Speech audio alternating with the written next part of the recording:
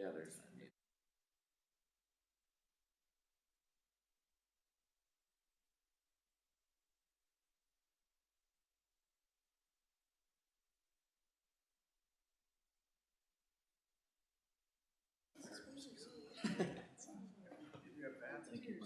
Yeah.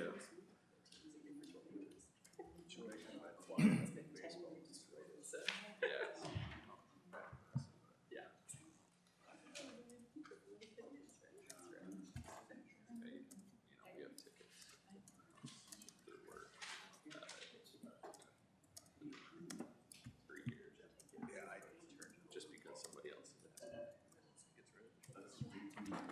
Number 3. Yeah.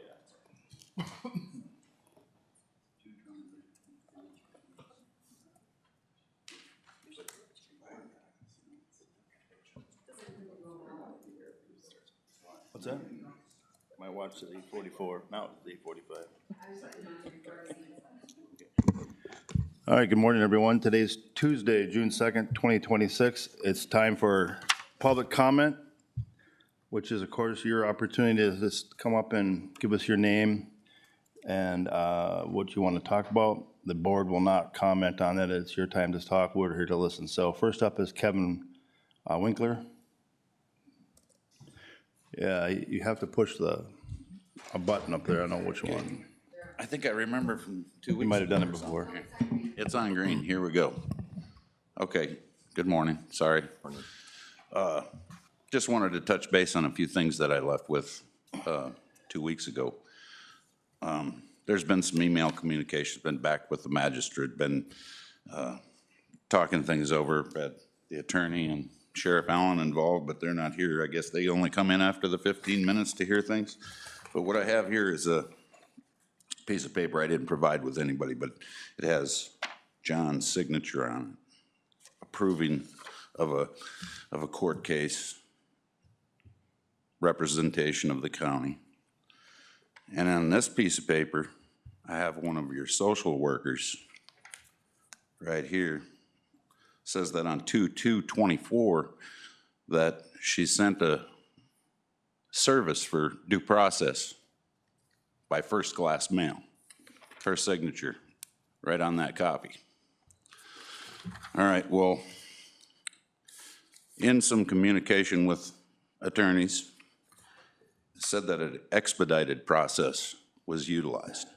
Okay, Minnesota Supreme Court, and I believe I left this with you guys last time, Minnesota Supreme Court tried a case, it's called Holmberg versus Holmberg. The administrative duties are already deemed unconstitutional. So once again, my 5th and 14th Amendment rights are being violated again by 2 of your employees. The method of due process is being ignored. It's protected under the Constitution. I'm taking it very seriously. So I know that I've talked to you guys about it before, and I made phone calls and talked with a couple of you already about it. So this entire panel here is aware of what's going on. So I'll state the last time again is 42 USC 1983. And I'm done playing with this. It has to go to a higher court. And my rights are continued to be violated every week. So please look into this matter further. It's your jobs, and it involves all of you. And it's not just for me. There's, according to the December briefing that was held here by Social Services, $2.9 million worth. So we're not just keeping the silos full here. You're destroying families in the process of keeping those silos full. Mr. Winkler, I would like our administration to have copies of whatever those 2, unless we've already got them. They could get copies, yeah. Okay. Thank you. I can provide that afterwards. Yep, thank you, sir. Thank you. You bet. Next up, Munson.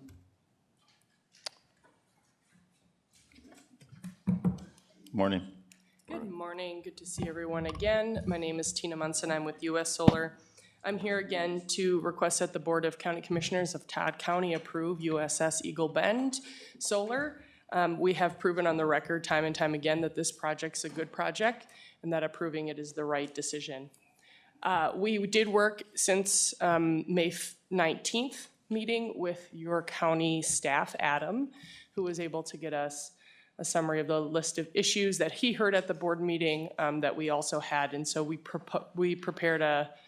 ultimately formatted it in kind of a Q&A format that's in your packet.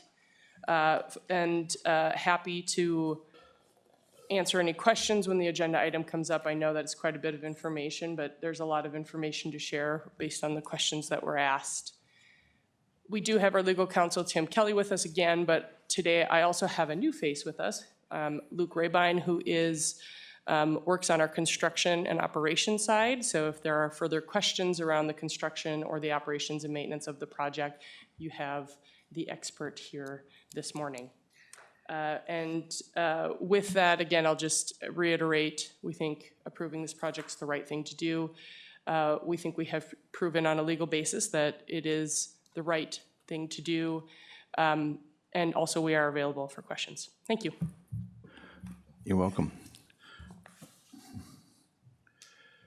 Okay, next I have Gene Greenwald. Come on up and state your name and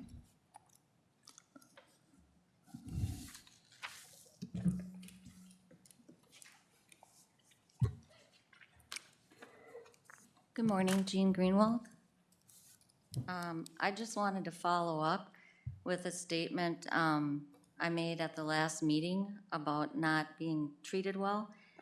Last meeting, I indicated that commissioners received a letter from me that was sent in an email on January 17th at 12:15. 2 days prior, January 15th, around 4:16, I called my district commissioner, Tim Denny, and got his voicemail and left him a message to call me about this solar project. I never received a call. Out of the commissioners mentioned, one of the commissioners, mentioned he didn't receive a letter. Is it possible that all 5 of you did not receive my email? Is it possible that Mr. Denny did not receive my message? All of this happened prior to the variance being granted on January 22nd. I question how is it possible that the commissioners in planning and zoning now have opposition after they were all informed of this project in advance. It would lead one to conclude that the members of the Board of Adjustment would be well aware of the concerns, not only the county commissioners, but also the Planning and Zoning Committee through some form of communication with the Board of Adjustments. If there was opposition at their levels. The Board of Adjustments applied their 7 criteria tests and through that process approved the variance. What is the purpose of the Board of Adjustments who can grant variances, which have been recorded on my abstract and is protected by the state statute 394.27 subdivision 9? Are you trying to apply this 30-day appeal well beyond the expiration date? And this is why I feel I have not been treated well in this process. Thank you. you're welcome. Mr. Herron, Dave? Yep.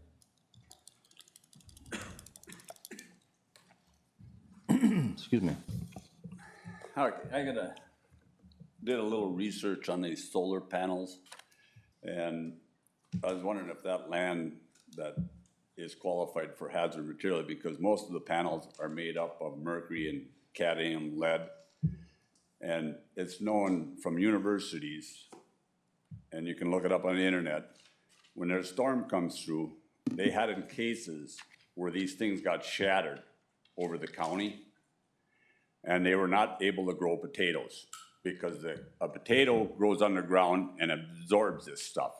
So it takes all our ground out of production because you can't grow potatoes or any other things. If you do the research on it, that's what happens if you have a storm comes through and they get shattered or whatever. And I know there's a lot of potatoes, not far away from us that people rely on. So I don't know. And then I was trying to figure out why we'd even want them in our county. If you look at a solar panel, you guys are familiar with generators. If you hook up a generator, you get 100 kW. That's what you get out of a generator. A power generator will give you 100 kW. And I was talking with Stearns Electric on this, a representative, and he said a solar panel, most you're gonna get out of it is 21 to 22% kW. If it's 100 kW panel, you're only gonna get 20% out of it, if that. And they said there was 1 year from November all the way through March on their panels, they never got 1 kW, not one. And we're gonna pay for these things? I don't see the benefit of it at all whatsoever. And I know the only one that's gonna benefit it is the solar company. They get a big government check. Well, the rest of us around the neighborhood or whatever have to deal with this here. And then when it's gotta go down, and you can look at the details that I gave you, the land can be destroyed. It takes many years for this to come back. So I don't know. We have an ordinance in this county, and it's for a reason. And it prevents people from coming in here, buying up farm ground, selling a big chunk off for big money, and then keeping the rest for their pleasure. I mean, to me, the benefits of it, and then I was reading in the paper last week, which they said in the township, we're gonna get more tax revenue. Well, according to the paper, we're not gonna get no more tax because it's still considered agriculture farming. So how are you gonna raise the taxes? Something's wrong here, boys. I mean, to put a risk out here like that, I don't know. I just know, and I did a little more research on different types of panels, and everything else just comes back at 20, some of them are 15.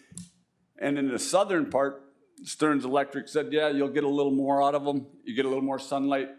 Down further south, you'll probably get a little more, but you're still not generating enough. And you wonder why our electric bill is 30% higher? Because we're paying for stuff like this that don't even benefit nobody. That's all, guys. Thank you, Mr. Herron.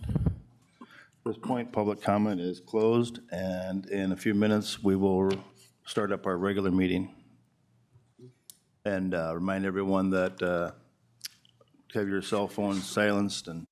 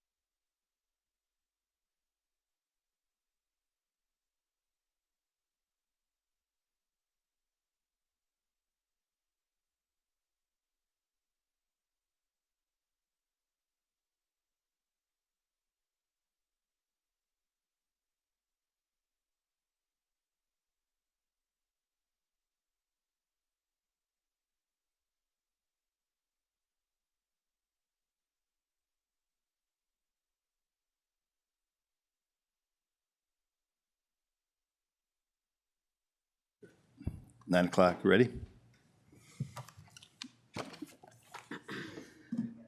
Okay. Okay, welcome once again. Again, today is Tuesday, June 2nd, 2026, 9 a.m. Our Board of Commissioners regular board meeting. Present today are all 5 commissioners as well as our county auditor, treasurer, and county coordinator. Excuse me. At this time, if you can, would you please stand with us, do the Pledge of Allegiance? Allegiance to the flag of the United States of America and to the republic for which it stands, one nation, under God, indivisible, with liberty and justice for all.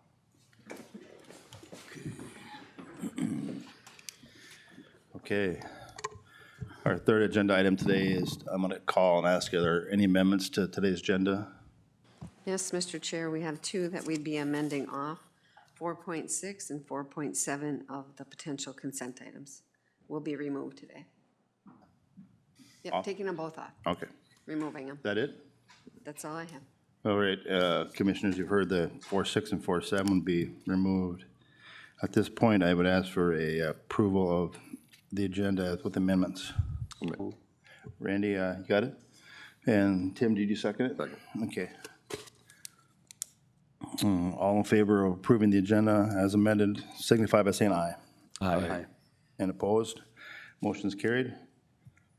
And now if we could go through those consent items, please. Today we have meeting and minute approval, May 5th and 19th for 2026. Hire Marshall Carlson, seasonal recreation assistant, start date to be determined. Accept the resignation of Ross Bolin, part-time correctional officer, 6/7/2026. Accept the resignation of Brittany Hendricks, full-time road deputy, 6/30/2026. And hire Trevor Larson, part-time deputy, start date to be determined. Okay, thank you very much. At this point, can I get a motion to approve these consent items? I'll motion to approve. Okay, Commissioner Nass is going to make the motion. Is there a second? Second. And Barb seconded, and any discussion? Hearing no discussion, all in favor can signify by saying aye. Aye. Aye. Opposed? And we're carried. And we're going to move on to item number 5 today, which is the warrants for the auditor treasurer. First BAF I have today is to approve the commissioner warrants. Background was sent for your review. The recommendation is to approve the commissioner warrants with an ACH and a manual payment totaling the amount of $58,470.92. Okay, 5-1 is commissioner warrants in the amount of $58,470.92. And I'll entertain a motion to move that forward. So moved. And is there a second out there? I'll second. So we have a motion and a second. And any discussion? Hearing no discussion, take a voice, or excuse me, roll call vote. Commissioner Denny, Yes. Commissioner Becker, Yes. Commissioner Newman, Yes. Commissioner Naska, Yes. Commissioner Byers. Yes. The next item I have then would be the Health and Human Service Commissioner warrants. Background was sent for your review. Recommendation is to approve the Health and Human Service Commissioner warrants with an ACH and a manual payment totaling in the amount of $30,595.77. Okay, 5.2, Health and Human Service Commissioner warrants. The amount today is $30,595.77. I would entertain a motion to approve. So moved. Okay, Commissioner Newman got the motion. Is there a second? I'll second it. Thank you, Commissioner Naska. Any discussion? Hearing no discussion, roll call. Commissioner Newman, Yes. Commissioner Naska, Yes. Commissioner Becker, Yes. Commissioner Denny, Yes. Commissioner Byers. Yes. The last one that I have today is the Health and Human Service SSIS warrants. Background is sent for review. Recommendation is to approve the Health and Human Services SSIS warrants with an ACH and a manual payment totaling the amount of $51,951.24. Thank you. 5.3, Health and Human Services SSIS warrants. And the amount today is $51,951.24. To move it forward, I need a motion to do so. I'll make a motion to move forward. Thank you, Commissioner Becker. Is there a second? I'll second it. Commissioner Denny seconds. Discussion. Hearing no discussion, roll call, please. Commissioner Becker, Yes. Commissioner Denny, Yes. Commissioner Newman, Yes. Commissioner Naska, Yes. Commissioner Byers. Yep. Thank you. You're welcome. Moving right along, agenda item 6 today is Clifton Larson Allen. Mr. Host is here to talk about the 2025 audit report and present us with their findings.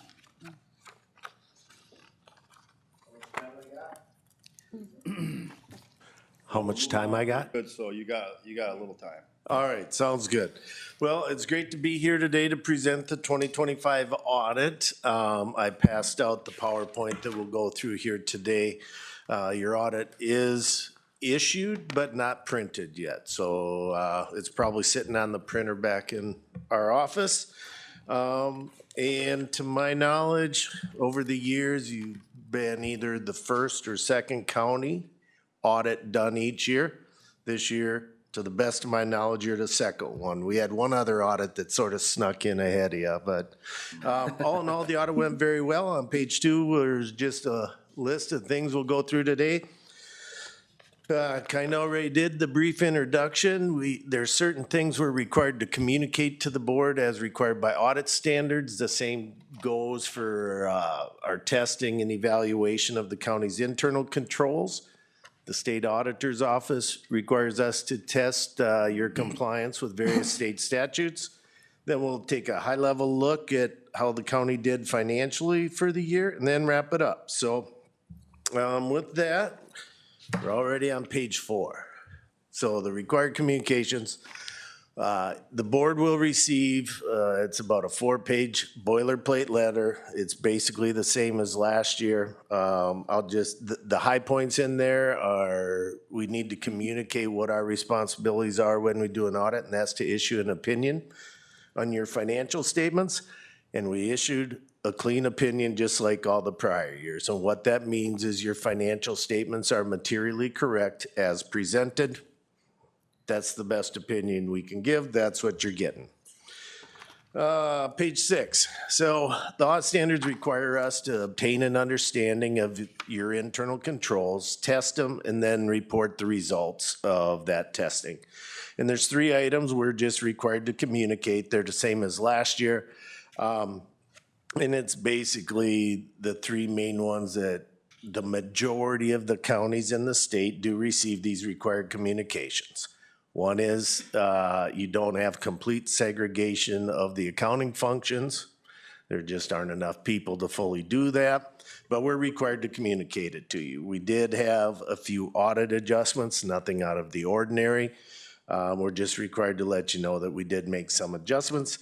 And then as far as controls over financial reporting, when you receive the bound financial statements, we're just required to communicate to you if we helped with the clerical function of putting that book together. We don't enter any transactions into your general ledger or anything like that. But about 10 years ago, the Auditing Standards Board said, you know, you should communicate to the board if you help with this clerical function. So that's really all that is.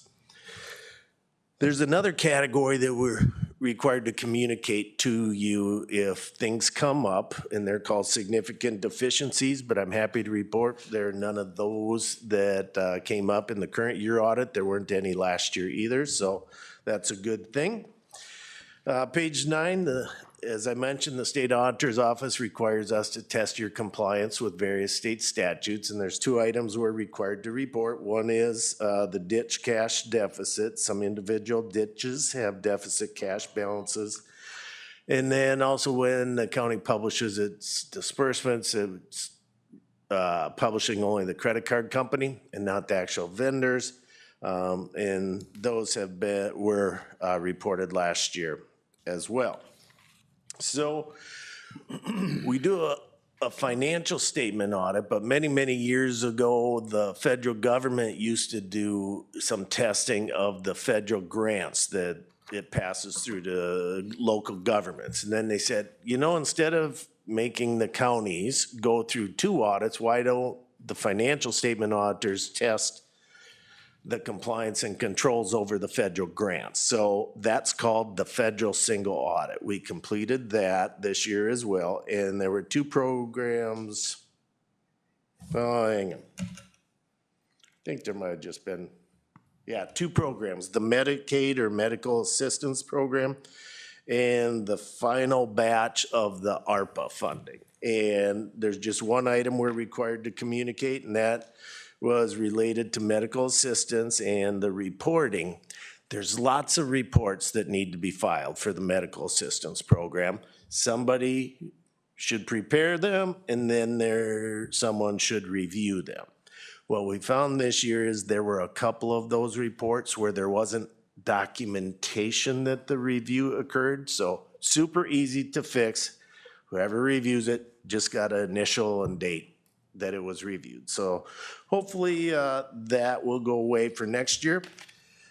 As far as the state and local fiscal recovery funds, we did have an item that we noted last year. We followed up on it this year, and there were no similar instances. So that is considered quote unquote resolved. So that's good. Any questions so far?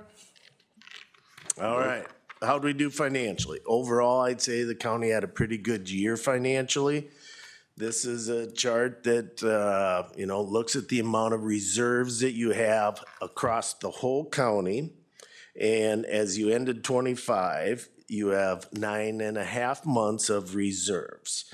The state auditor's office and various national organizations recommend a minimum of 5 months of reserves. You're sitting at 9.5, so that is a healthy fund balance level countywide.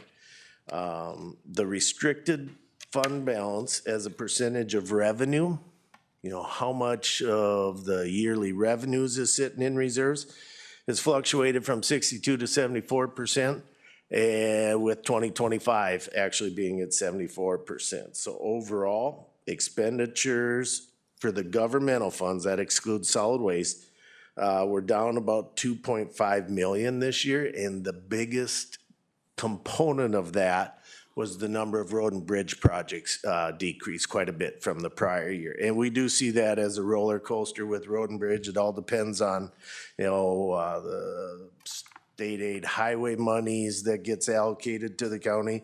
And sometimes there's been some federal grants for road projects. So all in all, county's sitting pretty good financially. On page 14, we just look at where the county gets its money from. For the year, it was down about $1 million, and the tax revenues were up about 1.2 million. 900,000 of that was due to the increase in levy. There was also a pretty significant increase in the amount of sales and use taxes that the county received. But you will see that there was about a $1.8 million decrease in intergovernmental revenues. There was a $1 million decrease in ARPA, and there was about a $600,000 decrease in the amount of state grant revenues that the county received in 25. So all in all, down about $1 million from last year. As far as the spending side, page 15, for the year, the expenditures were down about 2.4 million, and the biggest piece was in highways and streets or road and bridge. And as I mentioned, there are just fewer projects this year, so the revenues are down, expenditures are usually going to be down along with that. So that's at a very high level. The county has what's called major funds, and that's just an accounting calculation of basically the bigger funds, the general funds, the main operating fund. And for the year, the revenues were down about 300,000 in total. Expenditures were up about 800,000, but the general fund has still maintained a very strong and stable fund balance levels where it has about 15 months of reserves as you ended 2025. There's a couple funds that we'll touch on in a little bit that are not in that same boat, so it's actually very beneficial for the general fund to have that strong fund balance levels. Public Works for the year, the revenues were down about 670,000. The expenditures were down about 3.5 million, so it's got just over 7 million or 7 months of reserves, and that was up a little bit from last year. But for the year, the Road and Bridge fund balance was up about 1.6 million. So as you can see historically, it really fluctuated around that minimum of 5 months. So it's over it a little bit now. So I would say the Public Works Fund stability has improved some since 2024. Social Service Fund is kind of trending the other way. And this is a trend we're kind of seeing in all the counties with the increased demand for services. But for the year, the expenditures were about 800,000 more than revenues. The revenues for the year were down about 260,000, and the expenditures were up about 120,000. So it ended the year with about 3.4 months of reserve. So this fund is below the recommended minimum reserve ratio. So as I mentioned, it's a good thing the general fund is pretty solid, because if these other funds are short, in essence, the general fund ends up sort of covering for those. The Community Health Fund, pretty much break even for the year. The revenues were down about 40,000, expenditures were down about 70,000. So it ended the year at about 10 months of reserve. So this one's sitting pretty good. And overall, there's, the fund balance was up about 160,000. One item of note, I don't know how this happened, but this chart ain't the right chart. The table's good, but the chart's bad. So just ignore that pretty picture on that page if you don't mind. And the county has a solid waste enterprise fund. Not every county in the state has one of these, but you do account for your solid waste operations in an enterprise fund. It uses more like full accrual accounting. And for the year, its revenues were down about 55,000. The expenses were up about 430,000. So the operating revenues are lost. For the first time in many years, this fund actually operated at a loss. Now, there's some other things that go in and out of there. A lot of, if I remember right, it was intergovernmental revenues. There was some state funding for, I think, the construction project. That ring a bell? Mm-hmm. Yep, okay. In the end, the net worth of that fund, the difference between assets and liabilities, did increase about 3.5 million. But that's all tied up in that new project out there.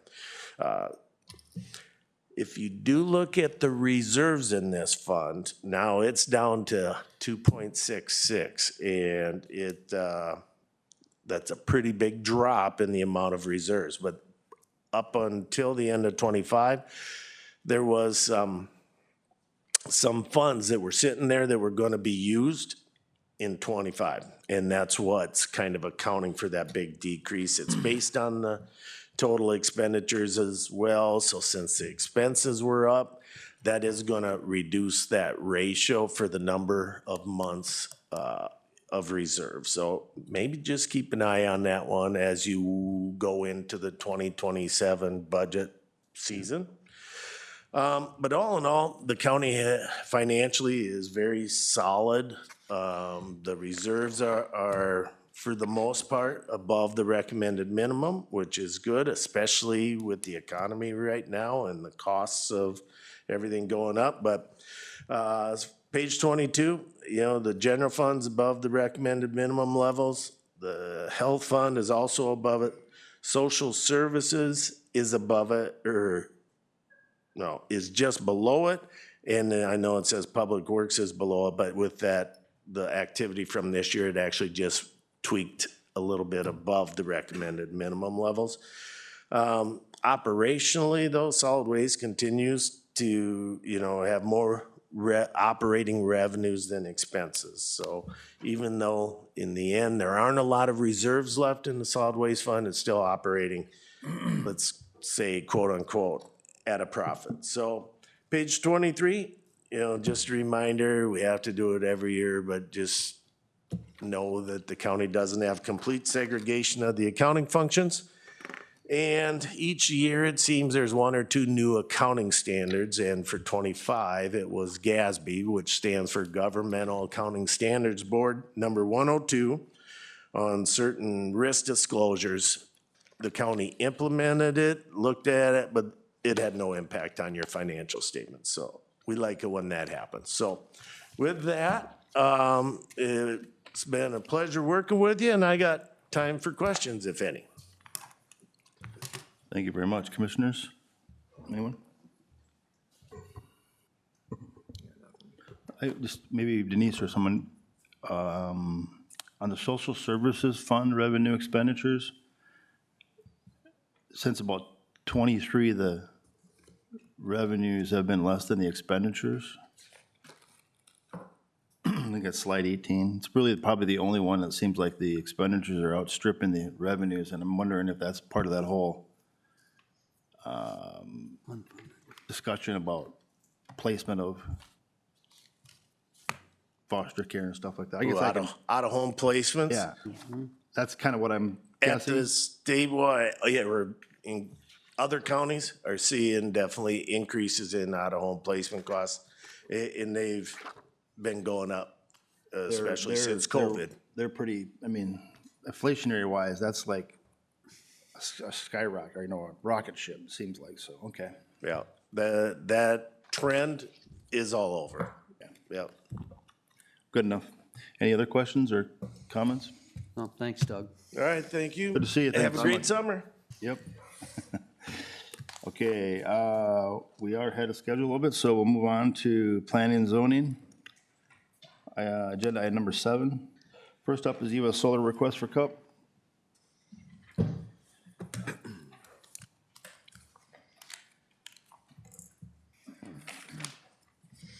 All right, good morning. Our first item here is U.S. Solar request for a CUP, an application for a conditional use permit to establish a 10-megawatt solar farm on parcel 28001100 in Wycombe Township was submitted on February 5th. The application was reviewed by the Planning Commission during the March, April, and May public hearings, and the final recommendation from the Planning Commission was to deny the CUP based on the findings below. This item was tabled during the 5/19 Commissioners meeting to allow for submittal of additional information. Options are to deny the CUP with the findings, approve the CUP with conditions. Tabling at this point is not really an option. So with that, the recommendation would be to adopt the findings of the Planning Commission and deny the CUP based on the findings below. Do you want me to walk through all those again? Okay. You guys are good with it? Adam, they have a bond in there, correct? Yeah, so the bond is required in the ordinance. It's $125,000 per megawatt. Is it a cash bond? It can be in different forms, but the county will have, access to those funds in the event that when the time comes for decommissioning, it doesn't happen.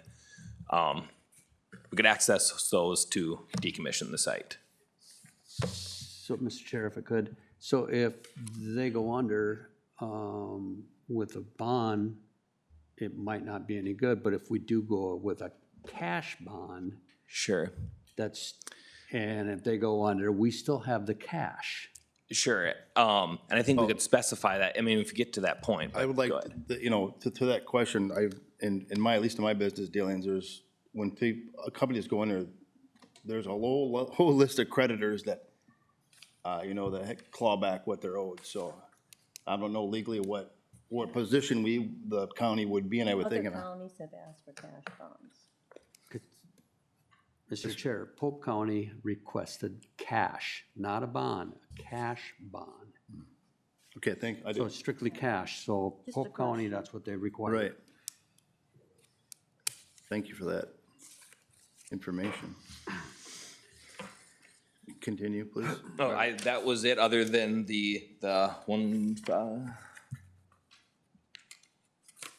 the 5 findings in there too, but I can read those in again if you want me to also.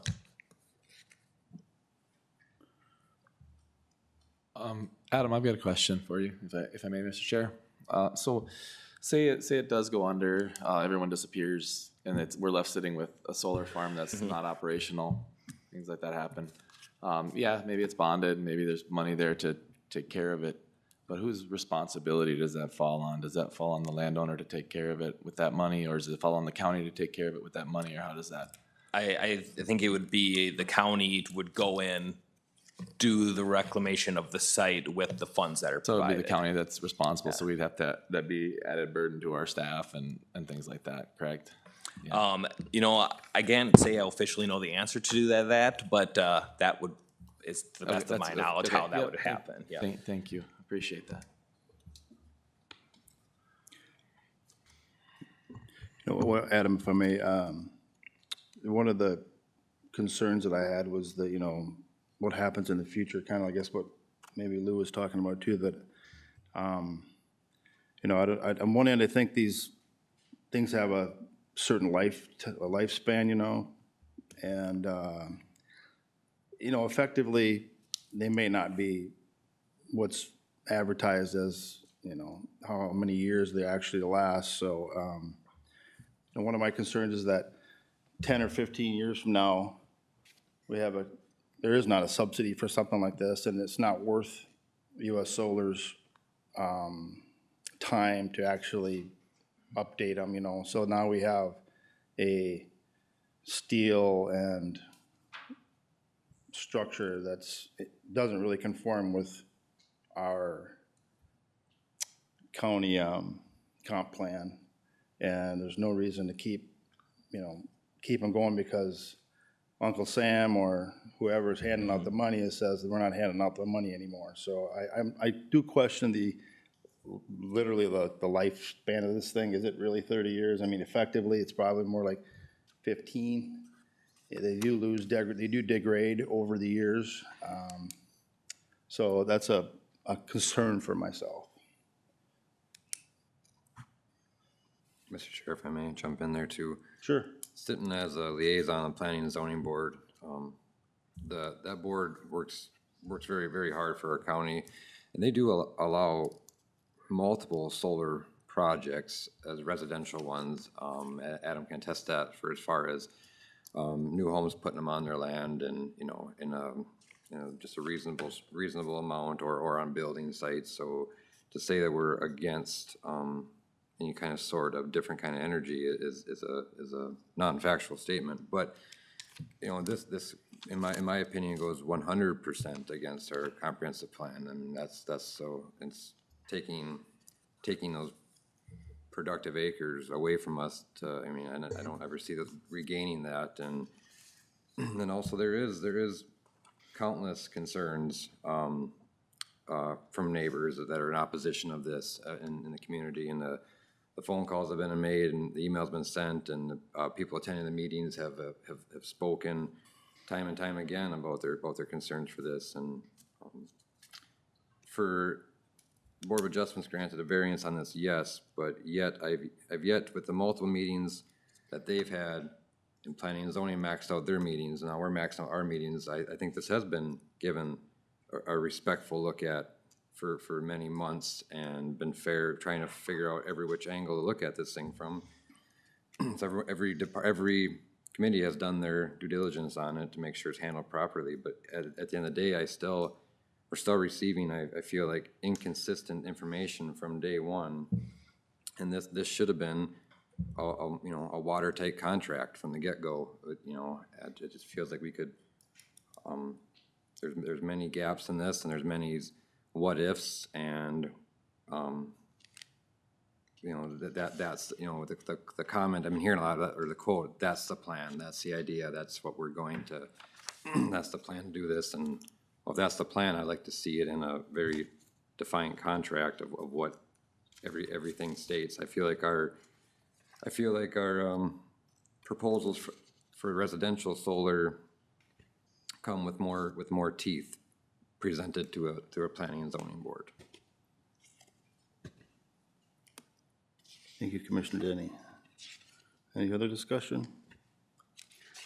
Yes, Mr. Chair. I'm having a hard time with this one because of the rates of individuals, and that's where I'm sitting with this one.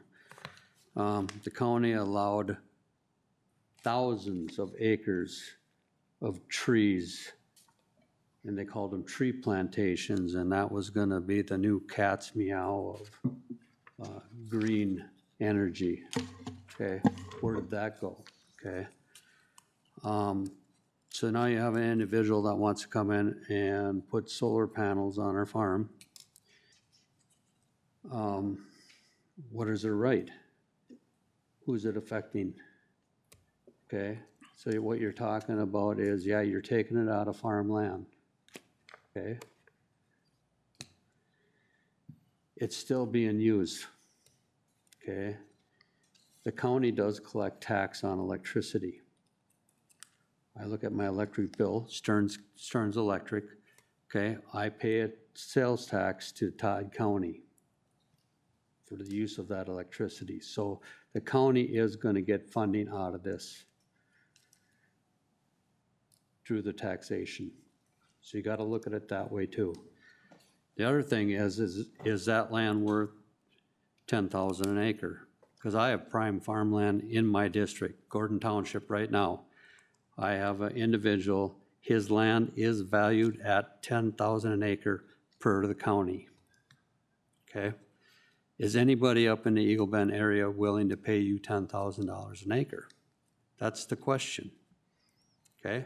Because you can set it at that, because the county already has it valued in Gordon Township at 10,000. So, yeah, it goes back to, for me, it's land right, the individual. We're not a communist country. People should have the right to do what they want with their property. So that's all I'm gonna say. Thanks, Commissioner Newman. Mr. Chair, if I may. Please. So, I guess, Randy, I do have some questions for you. You're talking about the money, the revenue that theft and taxes will get. People are still gonna use the same amount of electricity, whether it comes from solar or not. So we're gonna receive the same amount of taxes because the same amount of use. I don't think that's gonna benefit us in that right. You're paying into the grid. Okay, you're paying for electricity, Lou. Yes, we are. Okay, and the Whether it comes county from is solar, charging wind, coal, 0.5% sales diesel. tax on that electricity. Okay. All right, and, you know, I have a problem with this because of the, we have an ordinance. Yes, I know a variance was granted, I get that. We do have an ordinance and it was put there for a reason.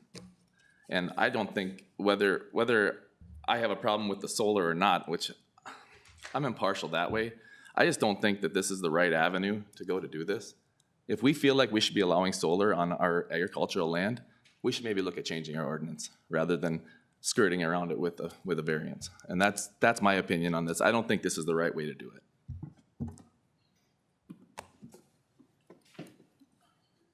Okay, thank you. You know, the ordinance states that the purpose of our AF1 district is to provide for commercial crop, livestock, agriculture, forestry, recreational activities, you know, four-wheeling and snowmobiling and horseback riding and things like that. I personally don't think that pollinators are considered commercial crop to me. That's not a commercial crop in my mind. Okay? So I think it violates the ordinance. And, you know, the comp plan is something that got input from every township, got the chance to put their name in the hat and talk about it. Any constituent could have did it. A lot of time and effort was put into that comp plan. It is much more than a piece of paper. You know, it's a guiding principle that our constituents had input in. And so that's how I mean, that's what I think, is that this does not follow that ordinance and it's not in accordance with the comp plan. So, Mr. Chair, so Yes, we sir. got a variance sitting out there where the variance board passed it, okay? Okay, that goes directly to court if anybody wants to, whatever, okay? The planning commission, it's our responsibility to either agree or disagree with them. The other thing I'm gonna throw in here is reading from what how the township responded to this. They basically threw it back at us. So, you know, they were either probably not in favor or in favor. But again, they brought up the individual's rights. So, Okay, If I could, Mr. Chair, as far as the township goes, that was the correct thing for them to do because we don't expect the townships to do planning and zoning. The initial was that they knew what was going on, and that's what they wrote back at. I also have a problem, as I've been dealing with this, with the meeting with the Board of Adjustment meetings. The first meeting, there were 5 people there that discussed this and tabled it. The second meeting, there was 4 people there. A motion was made for denial, then there was discussion, and then a different motion was made. So I really question the Board of Adjustment meetings and how it was voted on, and the people that were voting on it during that meeting. Thank you. you bet. I think that was brought up, yeah, Yeah. I had that same sentiment. Commissioners, any further discussion? Yeah, I guess, at the end of the day, we have 25,000 people that we represent as board commissioners, and we follow that comp plan. I think if we start deviating from that comp plan, we go down a slippery slope.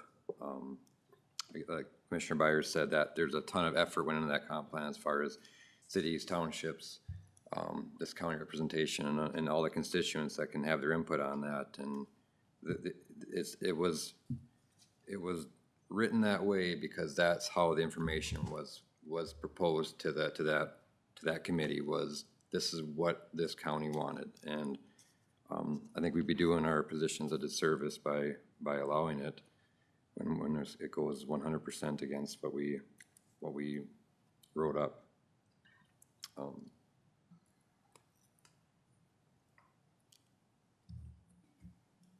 Okay. Any other discussion, commissioners? Yeah, Mr. Chair, if I may here. I think that this being said, with all there's some pros, some cons here, but if we just, allowed everyone to just, as for rights, allowed everyone to just do what they want, we wouldn't be in a good place here. Environmentally, if we just let everyone take and take and take and not protect our environment this way, I don't think that, going back to our comp plan, I don't think that, if we just opened it up and let everyone do anything they wanted, this county would be trash. We all know that. The regulations are there for a reason, rules are there for a reason, laws are there for a reason. They're to protect us and to make things better for future generations. So that's where I stand on it. Thank you. All right, I'm gonna ask for discussion one last time, and then we can make some decisions. Okay, I'm not hearing any more discussion. At this point, we need to make some decisions, so does someone have a motion either way? Yeah, Mr. Chair, I'll make the motion to deny the CUP with the findings as aligns with the Planning and Zoning Commission recommendation. We have a motion to deny the CUP based on the Planning and Zoning's recommendation, which was related to the, I got it right here, which is related to the comp plan in the AF1 district. So I have a motion, and at this point, I need to ask for a second. I'll second it based on, I'll second the denial based on the findings of the Planning Commission. And just all in all, the not following comp plan against ordinance, so. Okay, there is a motion and a second on the floor. At this point, I will ask for a vote. Do we need a roll call or not? We do a voice vote roll. You can do a voice vote. You could call for a roll call if you choose, you're the chairman, but Let's have a roll call vote then. Commissioner Denny, Yes. Commissioner Nasca, Yes. Commissioner Becker, Yes. Commissioner Newman, no. Commissioner Byers. Yes. The yes has it. Okay, CUP's been denied. Thank you. Adam, at 7.2, Sauk River Fiscal Agent Agreement, please. Sorry. Danny's catch up here a second. Okay, Sauk River Fiscal Agent Agreement. The Sauk River Watershed Collaborative Fiscal Agent Agreement is being revised to move the fiscal agent duties from Stearns County to Stearns Conservation District. The change was reviewed and recommended for approval by the Sauk River Policy Committee on 5/21/26. Options are to sign the fiscal agent agreement or do not sign. Recommendation would be approve the fiscal agent agreement as presented and authorize the board chair to sign. So this is the same fiscal agent agreement. None of the terms of the agreement are changing. They're just switching the responsibilities from Stearns County to Stearns Conservation District. Okay. So, and approve the fiscal agreement as presented. Authorize the chair to sign.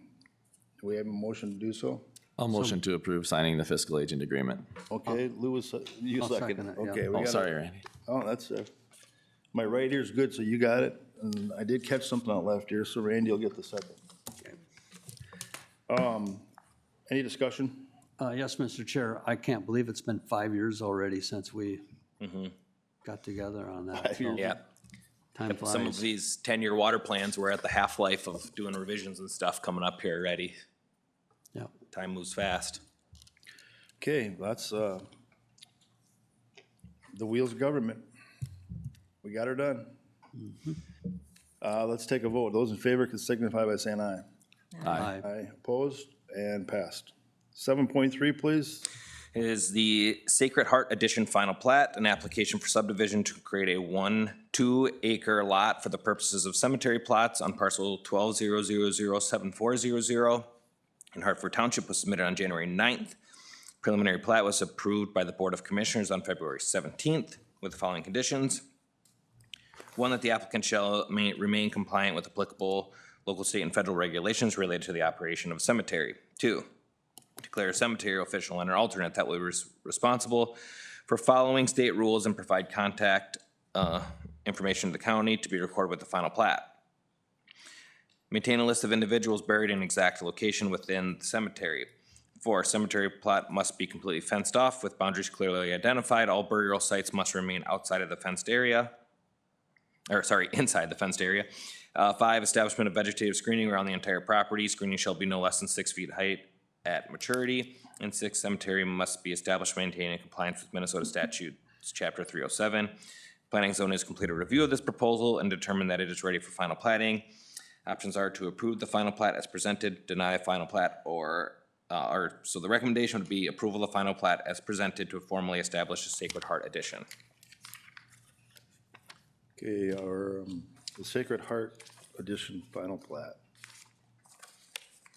I would entertain a motion to approve this. I'll make the motion to approve it. Okay, is there a second? Second. And seconds out there. Any discussion, commissioners? I'm hearing no discussion. Let's take a voice vote. Those in favor can signify by saying aye. Aye. Opposed? Motion carried.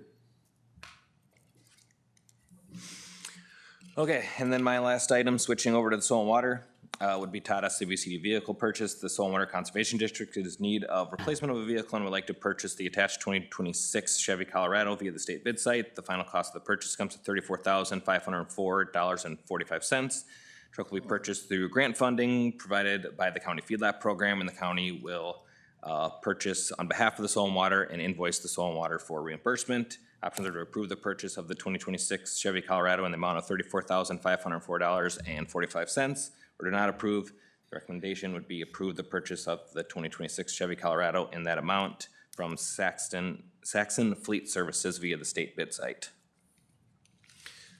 So this is grant funded through the feedlot program.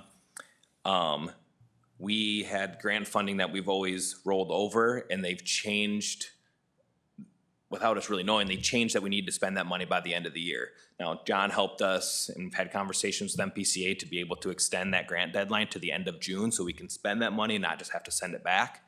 So a chunk of that is what we're going to purchase this vehicle with, and we have 2 vehicles out there that are just constantly in the shop that need replacement, and we have an opportunity to replace one You doing here. a 2-for-1? What's that? Doing a 2-for-1? Well, we're gonna purchase one, get rid of one once it arrives, and then our goal is hopefully maybe later this year, replace the other one. So we have the same amount of vehicles, but the 2 duds will be out of there. So this is non-levy, this is coming out of the Grant. grant. Grant funding, yes. Yep. As we- Mr. Chair, as we if I tra- could. Yeah, please go. When you sell those vehicles, where does that money go? What fund does it go When we back get rid to? of the old vehicles, Yes.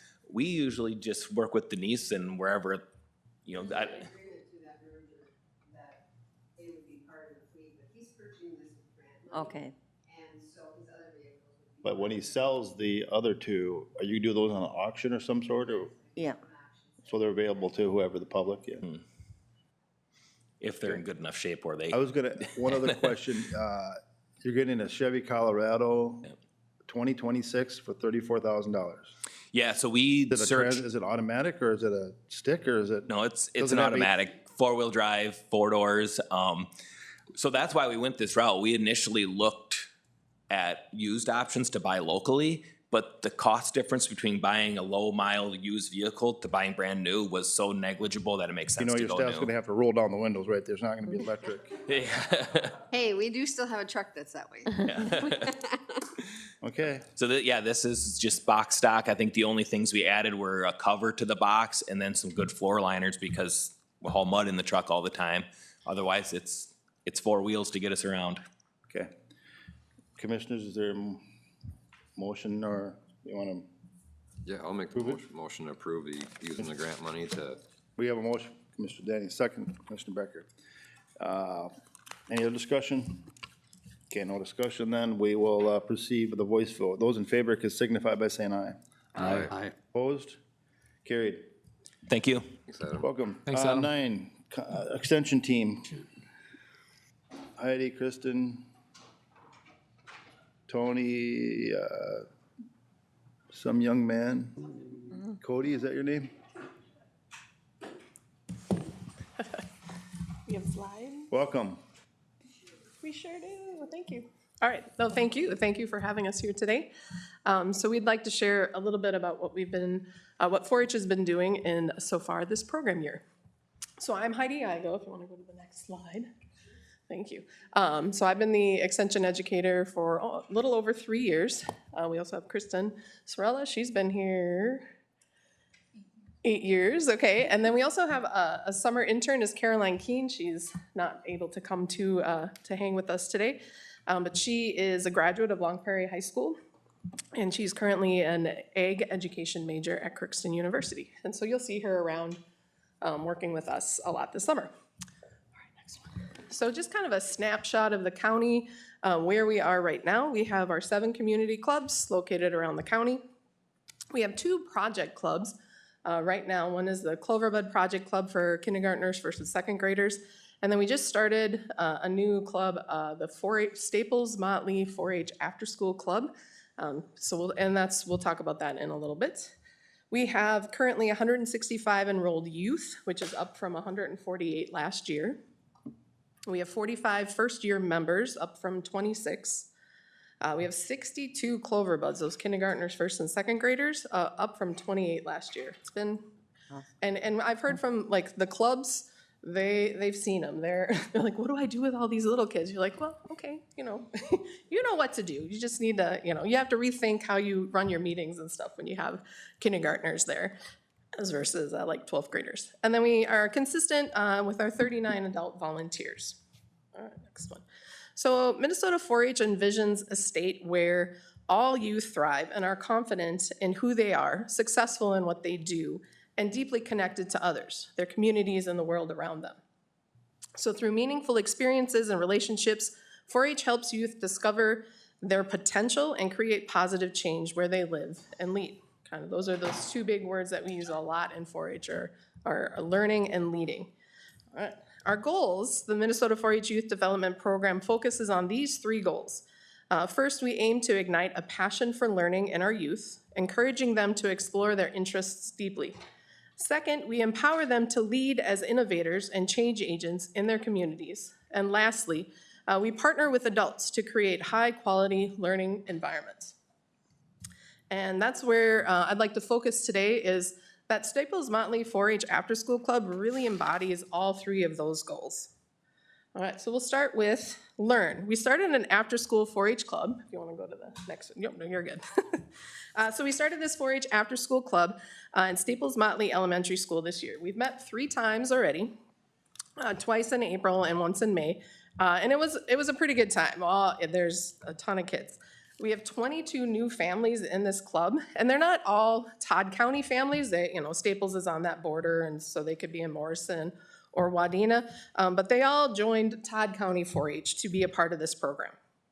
We explored some fine arts with a painting project. We did plant sciences where they learned all about growing microgreens and took microgreens home. We did an engineering design project where we used like a zip line and Legos, and that one was a lot of fun. And then at the last session, I made sure to ask them, like, okay, so if we come back in the fall, what do you want to learn? And they told me they want to learn about beavers, and they want to learn about computers, and they want some more engineering. So that's our plan for the fall. Thank you.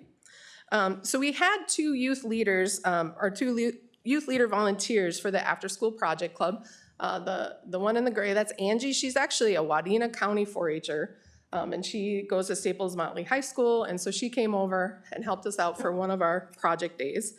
And then we also have Cody, and Cody is here today to share how 4-H has impacted him. Hi, I'm Cody Meacham. I am a 9th grader. I'm in the A1 4-H club. I have been in 4-H for 5 years. I show rabbits, poultry, sheep, food, photography, arts, and crafts. I helped with the after-school 4-H club. It was a lot of fun, and the little kids had fun. Some things that we did I noticed they really enjoyed was the engineering, learning about microgreens, and learning how to show animals. Before 4-H, I did not know much about being a leader, but with 4-H, I have grown and learned to become a good leader. Thank you. Mr. Chair, if I could make a comment, I just have to tell Cody, I grew up in the A1 4-H club. Perfect. All right. Thanks, Cody. So like I said, there were 24 new families, 22 and, there it is. There were 24 new families in this club. 2 of them are already participating in the Wadena County 4-H, and there were 38 youth, K through 4, enrolled in this club.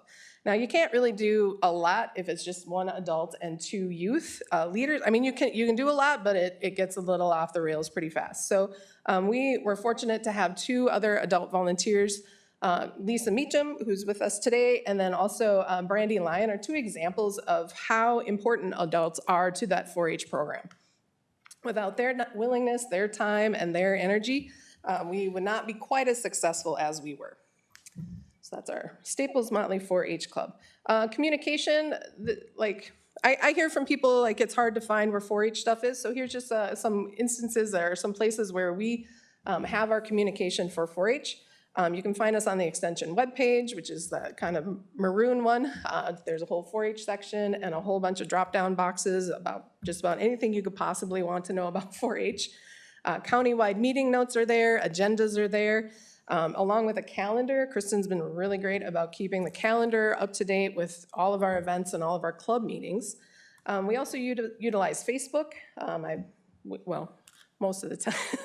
This is a funny story there, but we utilize Facebook, and that helps us get out to like homeschool community. They like to join on some of our events, and so that's one of the venues that we use to connect with them. And then we have a monthly newsletter that we email to families. And then we were going to leave some time for questions, if you had any questions. All right, thank you so much. Commissioners, any questions for Heidi or Kristen or Cody? I don't have any questions. I just have a comment that, these meetings always get so intense that it's actually nice to get a little bit of life in the room. And Cody, I appreciate you coming here speaking today. I know it's probably not the easiest thing you've ever done, but we sure do appreciate you saying that and telling us about your story there. So it's a great organization, and if you're able to get your kids or get the community involved, it's phenomenal. The rewards are endless there. So I just want to thank you all for all the work you've done, and appreciate all the efforts. I know it takes a lot of work and a lot of extra efforts and a lot of time, so it does not go unnoticed. Cody, oh, go ahead. Go ahead. Mr. I would also like to comment, I love to see the after-school programming because you touch so many kids in a different area, and your numbers are starting to rise, which is fantastic.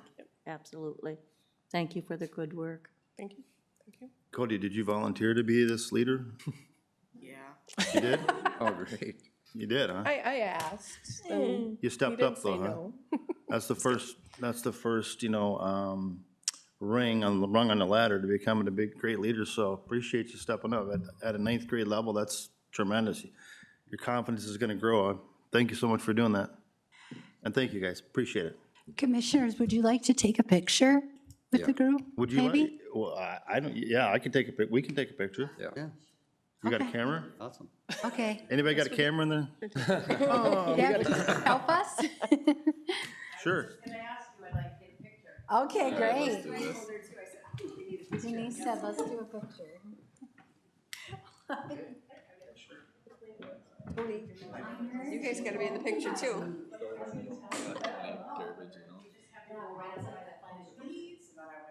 You may have not been a speaker, but. Congratulations, Cody, get up there. You'll have to stand in front of each other. Yep. Short people in the front. Cody, you'll have to be like Mr. Butler. Okay, move up by Mr. There you go. There you go.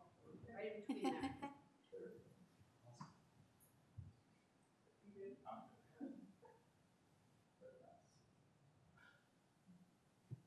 Ready?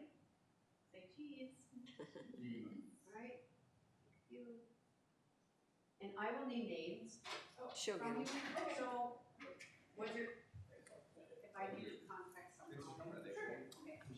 Yeah, Heidi, if you could do that with Deb, that'd be great, because I might not know the one leader.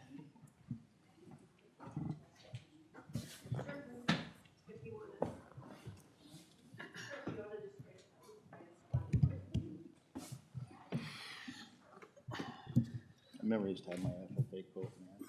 So cool. Club's been around for a long time, right? I never had one. Corey, my wife's got one though. We just keep it hung up. They're all her horse ribbons. It's cool. It's a good deal. Okay, moving on, and that was great. Let's go on to item 10. It looks like Jackie's gonna present for Fair Board. Yes, so the Todd County Fair Board is requesting extra time for setup and to prepare for the Todd County Fair, which is being held on June 25th through the 28th. The Fair Board is requesting additional access to the fairgrounds to start to prepare and set up beginning June 3rd, 2026.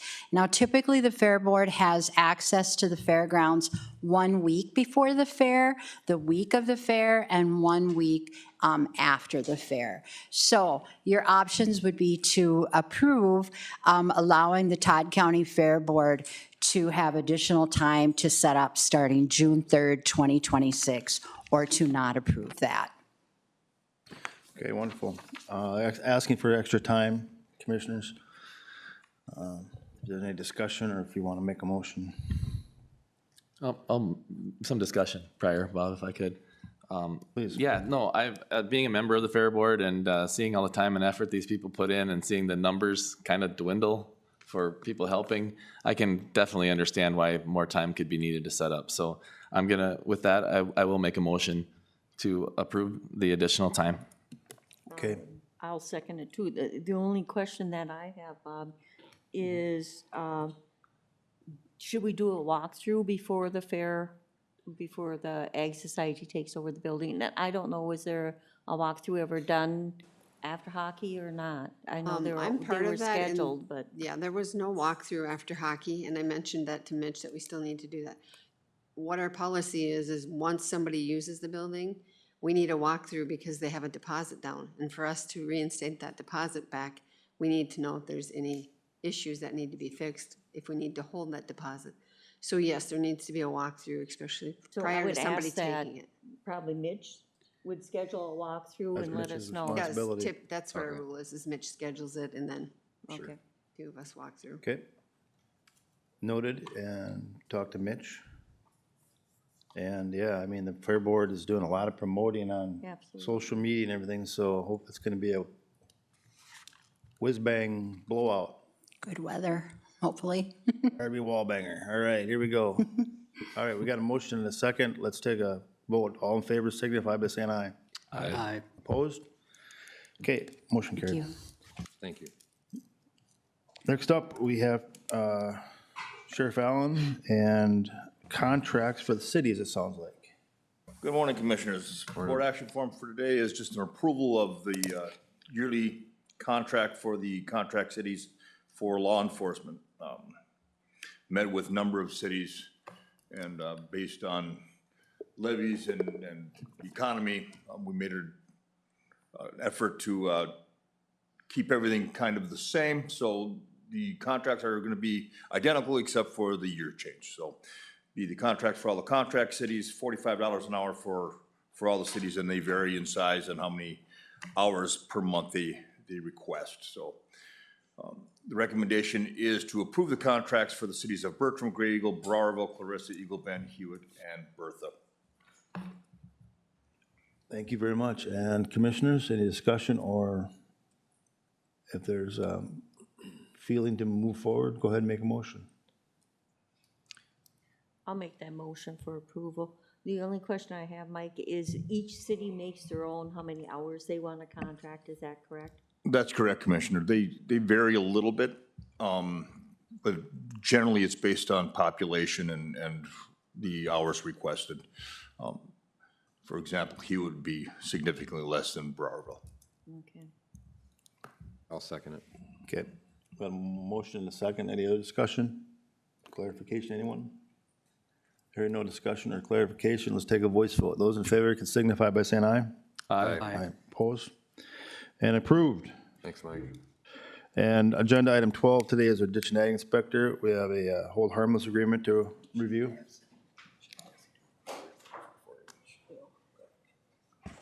Good morning. Good morning. I have one agenda item, County Ditch 44, hold harmless agreement for ditch maintenance. Attachments is resolution, hold harmless agreement, aerial photo, and project pictures. Options is approve the hold harmless agreement or do not approve the hold harmless agreement. Recommendation is Todd County Board of Commissioners approves the following by motion. Acting as the Todd County Ditch Authority approves a hold harmless agreement application from Dale Lyon on behalf of the Lyon Family Farm, 21-00-36200, Steve Burscheit, 03-000-2200, and 03-000-2700, and Dale Lyon, 03-000-2300, to clean approximately 4,300 feet of lateral 2 and branch of lateral 2 on County Ditch 44 in Section 34 Round Prairie Township and Section 3 Birchdale Township. The maintenance project will be done on their own properties and at their own expense. All right, that's a stretch of land there, 4,300 feet. Commissioners, any discussion or motions? I'll move it. Moving it? Yep. Forward? Yep. Moving it forward, he said. I'll That's a second it. motion. And And Mr. Chair, I just had one picture if you guys are interested in. figured it was down in your area there, Randy. Yep. Yes. First shot. I have a question, Mr. Chair. When was the last time this was maintained? Or has it ever been? It's never been maintained by the county, but they said like probably 30 years ago, they did clean this section. They did? The landowners cleaned it themselves without the ditch authority being involved in it, Okay. so. Okay, that's good to know. We got a motion and a second. I'll entertain any other discussion. Hearing no discussion, let's take a voice vote. Those in favor can signify by saying aye. Aye. Aye. Opposed? Motion is carried. Thank you. Thanks, Nancy. Thank you, Nancy. Next up, solid waste, transfer of funds. We got a loan repayment. Good morning, everyone. Good morning. Okay, the item we have in front of you today is the transfer of funds for the temporary loan repayment of our camp grant project. As noted on the attached resolution, $1 million was transferred to the Solid Waste Department from the general fund for interim financing in 2025 for the CAP grant project. The department no longer needs the funds. Account balance with the funds is approximately $2.5 million. Department staff have reviewed this with the auditor's office and as directed, have prepared these documents to authorize the transfer. The options are to adopt the attached resolution approving the transfer of funds for temporary loan repayment, or do not adopt the attached resolution approving transfer of funds for temporary loan repayment. It is recommended to adopt the attached resolution approving funds for temporary loan repayment of the CAP grant project. And this is budgeted. Okay. This is about as no-brainer as I've ever heard of, so let's get it done. Anybody need to make a motion to get the money back? I'll make the motion. We'll get it back. Tim wants the money back. How about anybody else? I'll second. Barbara's gonna second it. Any discussion? I think the head nodding is enough. Let's take a vote. Anybody, signify by saying aye. Aye. Aye. Opposed? Thank you very much, Mike. Motion carried. And number 14 is Health and Human Services. Mr. Chair, Commissioners, two Morning. board action forms here in front of you. The revisions are really truly around, we didn't receive the agreement back from Bemidji State University, so we needed to revise the start date for the interns. So the first correction to board action form 202605119-03. Again, is to revise the start date of the intern Tina Chalk to May 20th to May 22nd, 2026. Your options are to approve the board action form or to not approve. It's our recommendation you approve the board action form 202605119-03, effective May 22nd, 2026. There we go, okay. We have a recommendation to change the effective date. 22nd was the 20th. I'll make the motion. Thank you, Commissioner Becker. We need a second. Second. Commissioner Denny gets a second. Any discussion? Hearing no discussion, all in favor can signify by saying aye. Aye. Opposed? Next, motion carried. Thank you. Second board action form for correction again, 202605119-02. Again, to revise the start date of intern Nicole Vigil, effective May 20th to May 22nd. Your options are to approve the board action form or to not approve. It's our recommendation.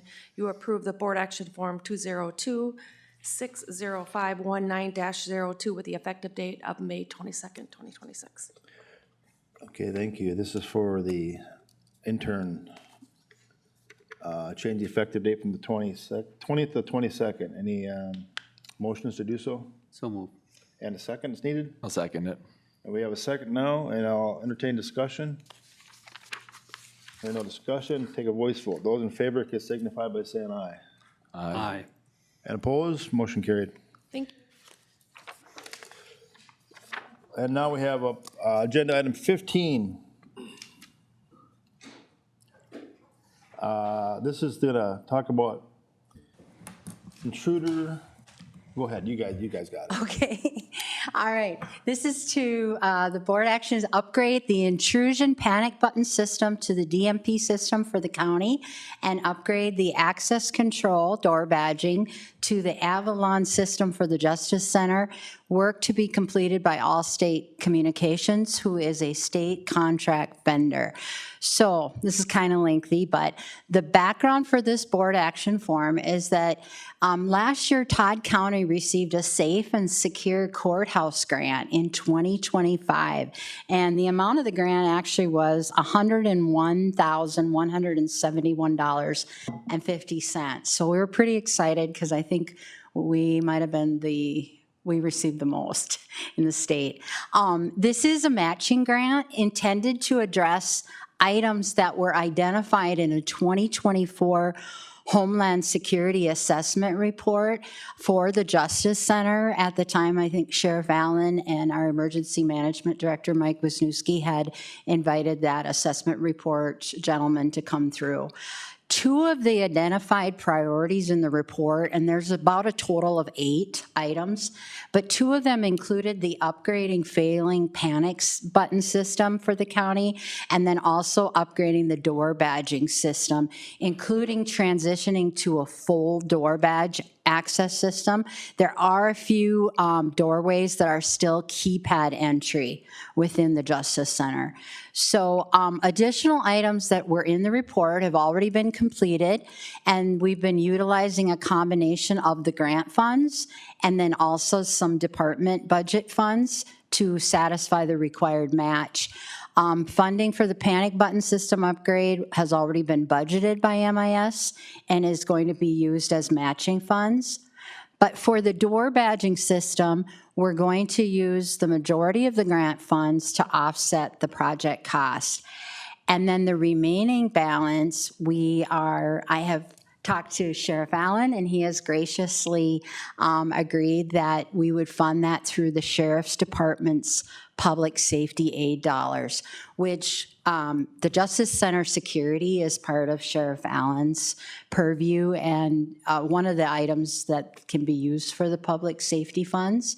And so this grant is really giving us an excellent opportunity to take advantage of doing the door badging system. So with that, and thank you, Sheriff Allen, who's joined me, your options would be to approve the panic button system upgrade in the amount of $14,180, and this would be paid through budgeted MIS funds, and then also to approve the door badging system to the Avalon system for the Justice Center. And we would use budgeted funds in the amount of $58,456.41 from the grant. And then Sheriff Allen would contribute $36,323.59 from the Sheriff's Department Public Safety Aid Fund. The work would be completed by Allstate Communications, which is a state contract vendor. Or your other option would be to not approve it. There, that's a mouthful, but. Thank you very much. Commissioners, I entertain a motion or discussion. Anybody? I'll do a motion for approval. You will, okay, thank you. Barb will do a motion. Is there a second? Yep, I'll second it. Commissioner Denny's gonna second it, and last chance for discussion. Hearing no discussion, take a voice vote. Those in favor can signify by saying aye. Aye. Opposed? Motion carried. Safe and secure. Thanks, Mike. Thanks, Jackie. At this point, we're going to go through our standing reports, and I'd like to begin with the auditor treasurer, please. We have finished out the total settlement of the taxes paid for May 15th, so all the entities should have received their money, and that was a good portion of change that went out, but we had a good tax collection. Next week, I will be attending the All-State Auditor Treasurer Recorder Conference over at Arrowwood, and I think that's all I have to report today. So I will be out 4 days next week, as well as Kim Basil, the recorder. I think she goes the first half of the week, and we go the second half, but just wanted to make you aware. Thank you. Jackie, you got something for us? Yes, I had a phone meeting with Morrison County to discuss solid waste. We had a policy committee. I had a Paycom touch base meeting, which I have typically weekly, and also a meeting with the Initiative Foundation on childcare. I also attended the Central Byproducts Community Meeting at the City of Long Prairie. And finally, we had a wellness event last week, Biometrics, and we had 50 of our employees participate, so was well attended and a good event. Thank you so much. Randy, what do you got today?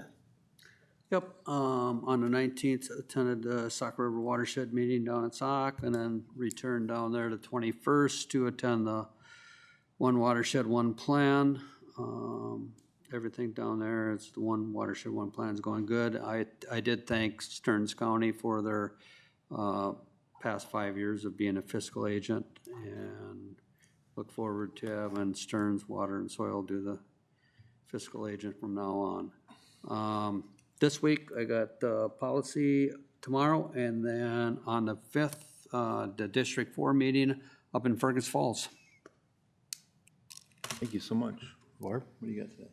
Yeah, I attended the facility meeting, also a Region 5 And Region 5 is handing out pamphlets, which I've got some to hand out throughout the Region 5 area, looking for people's comments and looking for directions for Region 5. Also attended the regional EMS meeting in St. Cloud on Friday. And funding is always a problem there, which continues to be a problem. And we're getting to the point where if we're going to continue to have the regional EMS, they're talking about, getting monies from the counties, doing a joint powers agreement. So there's a lot of things up in the air right now. But as is, by the end of the year, we'll be needing funding or different ways to move to keep it alive. Oh, my God. That's concerning. Yes, very, yeah, and the state funding is just disappearing, Yeah. Well, state funding, yeah, that's yeah. like even the National Guard's looking for money. Okay, Mr. Denny. Yeah, we had the Great River Regional Library, Finance Committee, and also a regular board meeting. That always seems to be, like Commissioner Becker said, keep the level of services high with the minimal dollars coming in. At Hands of Hope meeting, our Prairie Lakes, we had that over there on the 27th. Just trying to get more inventive ways how to make that facility more efficient. And possibly how to burn more tonnage every month, just to meet our end goals. Personnel committee, that'll do it. The rest is kind of fill in stuff. So yeah, that'll do it. Okay, Mr. Noska. Yes, I did miss the last commissioner meeting. I apologize for that, but I attended a bunch of meetings. Most of it was business as usual. I did participate in the biometrics event that our wellness committee put on. And it's nice to have that. If you are a customer of Centricare here, right after I was done, I received emails that my things were updated, give my blood test results and things like that. So that was neat. I would encourage anyone that has the opportunity to utilize that next year. I just had last week, we had our HRA meeting, Housing and Redevelopment. Just a normal meeting, but I would like to report that our senior and special needs housing, it's full with the waiting list. So the services are being utilized. It's good to see. Yeah, that's awesome. Okay, thank you. Myself was at facilities with Barb and attended the Central Buy open house, public meeting. I was actually quite surprised. There was probably more, I think there might have been 2 or 3 citizens there, actually. It was rather poorly attended, but maybe the next meeting will be more. And then been working with TCDC and our director Leah on some exciting things. Childcare might actually have some resolution potentially, where I'll let her talk more about it, but it's been a lot of work done and they're doing a good job. And I think that's it for me. One more thing, Mr. Chair. Yeah. I did talk to Representative Weiner, and I'm hoping he can get here the 16th and give us an update on what happened down at the legislative. That'd be a great idea, yeah. So, Thank you. That'd be good to hear from the horse's mouth and not what's on social media or what you see. right. Yeah. Mr. Chair, if I may, and with the wrap-up of the audit, finance begins tomorrow, so Oh, yeah. we're hitting the road hard. Finance There's tomorrow. a full day slated for tomorrow. Whole day? It How looks like exciting. it's gonna be heavy. Okay, Get your numbers in your head going. okay. Who's bringing, anyway, okay. At this point, I'd ask for a motion to recess. I'll make the motion. And is there a second? Second. Got it? Lou got it, I think. My right ear still is better than my left, so. All in favor of recessing, signify by saying aye. Aye. Aye. Opposed? We are recessed. And we'll take a couple minute break and then we'll go into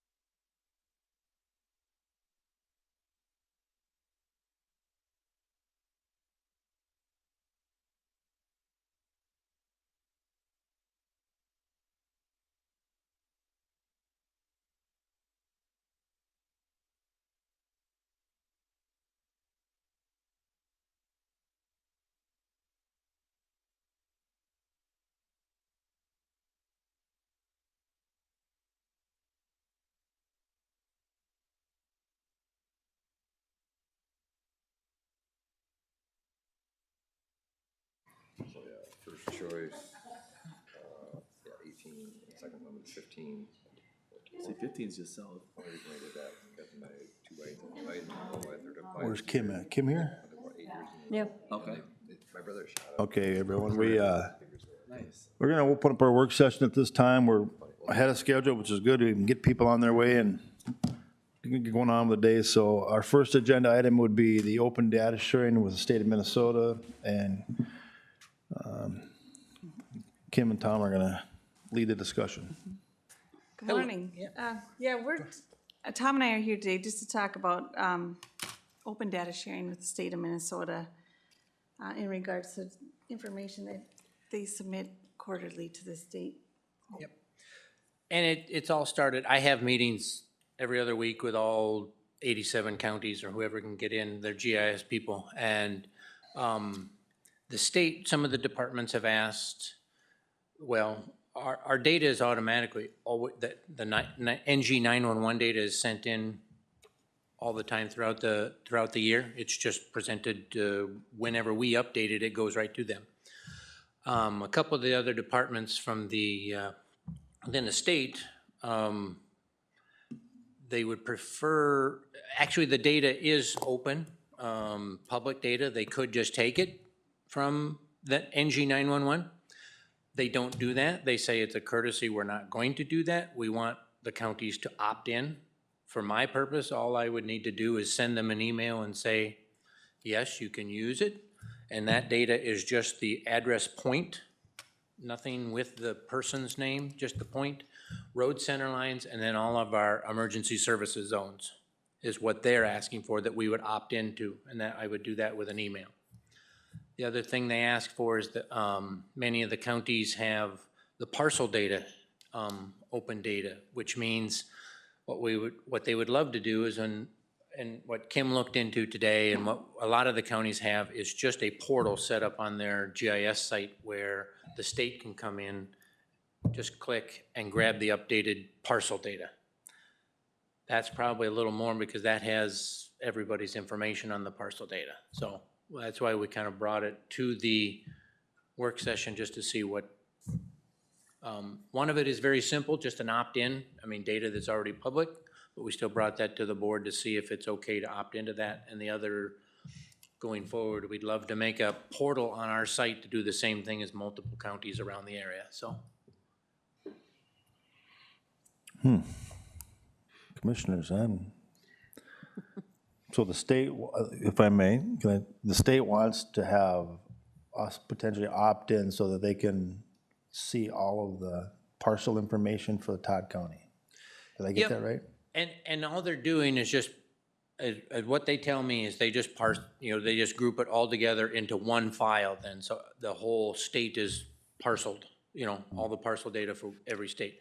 I still do send that to them, but they have to ask for it.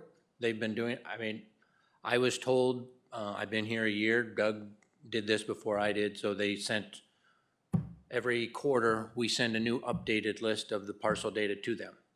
So the only change that would be is the state would have the option to hit a link in our site. I'm assuming we'll be working with MIS, everything to set that up for them to come in and get that on their own instead of me sending it to them. So. And that's just the state only could click on this link, or? There are some counties that have it open to public. That's up to the county on how that works. Mr. Chair, I don't want to read too much into this, but how many other counties, too much into this. How many other counties are doing this, are allowing the state just to access, or even the public, whatever? That one, I did put a slide in on the thing. I don't know if it was on the work session agenda. All the blue ones The majority of the state. Okay. All the gray ones are the ones that don't. Right. So, and this is a little old. They've come up with a few in the south have now jumped in, so. That's one of those things that they probably use for people who can use for mailers and things like that. They can gather data and, query to certain parcel sizes and all those different things that you could, target certain people for advertisements. And to the point now, I mean, every time I do send it, the guy that I send it to, who's the head of the MinGeo and everything, he sends me an email every time. This is not sold to anybody. I mean, it is just strictly for this. I mean, he sends it every time. I think it's his, so. Okay. I mean, our parcel data is already public. It's public data to anyone that wants to access our website. This is just streamlining it for people to get it into their own maybe geospatial stuff. Yep. So that's why I was just bringing this here. I don't know what the next steps are, so I was just visiting with Jackie and Kim, and we brought it here, so. We actually have a meeting tomorrow morning on data request and so forth. Yeah, as we look at a new You guys wanna program tackle going it there forward. first? I don't know. Yeah, I mean, we could, I'm not sure as far as making a decision if the board is saying, yes, we want to opt in, or no, we don't want to opt in. I mean, that is We can't make a we can't do that Can't at make a this decision meeting. at a board session, at a work Mhm. session. We can't make a decision. You could ask for the county attorney's opinion since he's here, Yeah. as Mhm. how And to I move forward with this one, with data practice requests. I mean, I'm all for efficiency and not wasting people's times having to do like, dilly-dally around and stuff like that, but, if, if, And John, if you we're are already aware. doing it quarterly, it's just probably gonna be more updated, more timely, I'm assuming, Yep. real time. Yeah. Okay. Does Well, that's, John need to review this? Hmm? Does John need to anybody review else this? questions for Tom or Kim on this? John, I think you were aware, I think when Tom had sent the message from the state, we kind of looped you into it too. And so you were aware of this conversation originally and that he would bring it here. Mr. Chair, thanks, Jackie. Yeah, I think it's a cool project, but I didn't think it was something that I should make the call on by myself. And so I thought it would be an appropriate discussion for the full board and the public, and that's what we're doing, so. So. So, Mr. Chair, if I may. Oh, go ahead. Does this add any more work to your workload? Does it make things harder for you, or is it easier, or what's it Well, doing on your end? Eventually, it'll just all be easier. I mean, because Eventually, they'll just okay. come and take It'll be like whenever a they need one-time it. setup Yep. thing, and then Yep. and basically it takes care of itself. I'm not great, it's not my expertise in setting, I'll have to work a lot with MIS to figure out how to set up some sort of portal and make that, I don't know if it's going to be a login to it, I have no idea, we'll work. And the state has also told me they're willing to help us set that up. I mean, they've worked with the other counties, so I can gather more information if you need it, see what's, Would the board like him then to bring it to maybe the next board for a vote on whether to opt in or not? If you Would think you you get it prefer done, that? Tom, I mean, if you think you'd have, I think we should wait till after tomorrow's meeting and see Okay, what questions are, or, sure. John's gonna do. Okay. yeah. And Douglas County and Grant County, on their GIS websites, they got, if you go on there, I just encourage you to go on Douglas County and Grant County's site. They were two of the counties that I spoke with that are neighborly counties too, that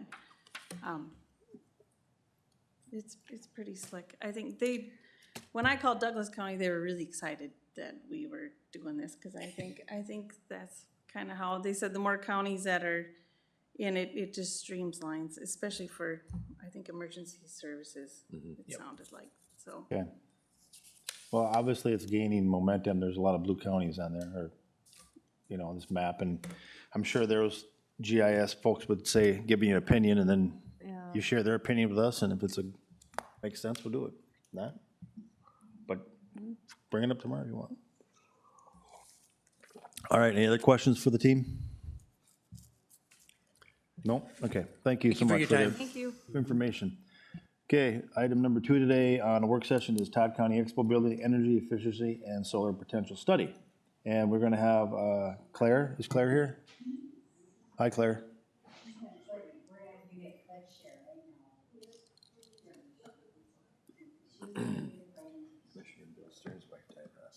Oh, really? Yeah. She's been in tough shape for a while. Okay, so Commissioners, I'd like to introduce to you Claire Nembers. She is a University of Minnesota graduate student, and at the beginning of spring semester, we had applied for a grant, and we were connected then with the University of Minnesota Extension Office through a clean energy initiative.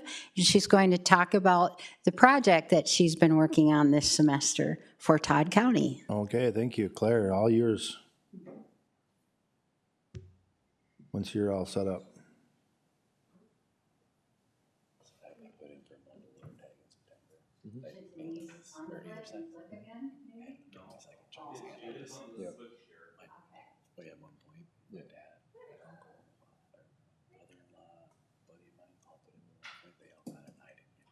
All right, here we go. You got the wheel. Awesome.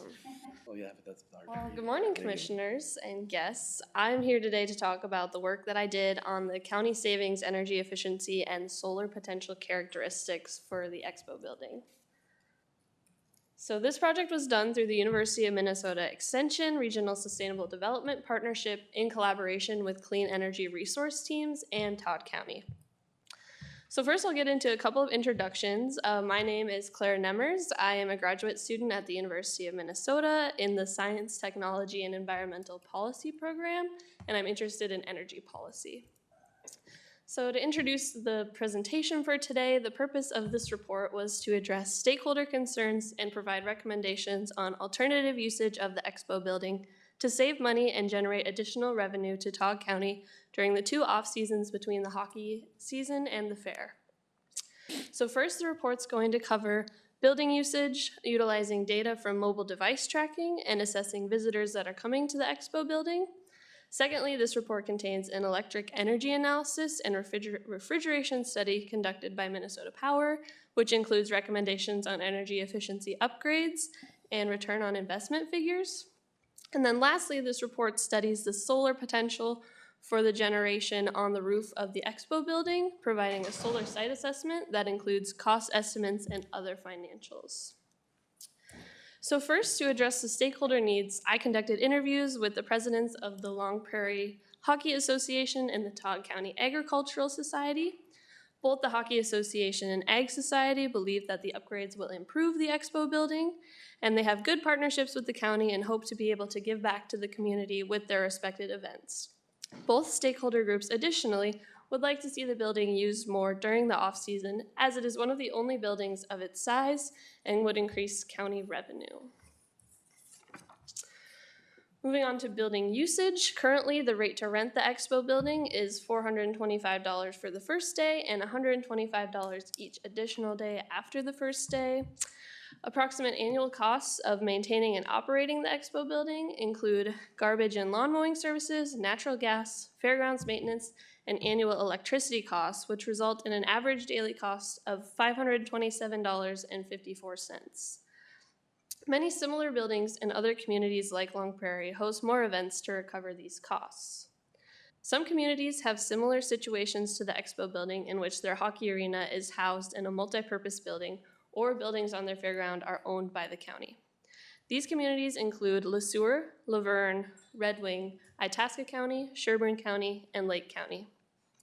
They host a variety of activities in their respective buildings, including auctions, car shows, festivals, markets, student events, and more. Rent prices for these buildings range from $75 to $170 an hour and $200 to $500 a day. It may be valuable to promote more events at the Expo building to generate additional revenue. These events could be dependent on the people who are visiting the building. So now we'll get into the mobile device data that started December 2024 and was tracked through summer of 2025 to determine where visitors from the Expo building were coming from. Locations are tracked on mobile device apps. Nearly 92% of all visitors are considered local or regional. Visits peak during the fair at around 2,000 visitors a day, and there's steady traffic in the winter when the building is used as an ice arena with an approximate average of 500 visitors a week. And some of this data comes from the mobile device presentation that you heard in December from Dee. So in further analysis, the mobile device data was split into 2 time frames. one when the building functions as a livestock arena for the fair, and the other when the building functions as a hockey arena. The timeframes for visitor counts were May 5th to July 7th and October 1st to March 31st for the fair and hockey audiences, respectively. Both timeframes further analyze visitors who are coming to the expo building. As you can see from the charts, the expo building mainly pulls visitors from the local region, which is those who live within the county. During the Todd County Fair, nearly 60% of visitors come from within the county. When the expo building is a hockey arena, 37% of visitors are local and 39% of visitors are regional. Regional visitors are considered those who live within a 50-mile radius of Long Prairie. The large number of regional visitors to the hockey arena suggests that the expo building may be the regional visitors' only knowledge and impression of the community of Long Prairie. Additionally, it is important to take into consideration the local perspectives as they are going to be most affected by the changes to the expo building. Both these scenarios suggest that it could be valuable to enhance the expo building.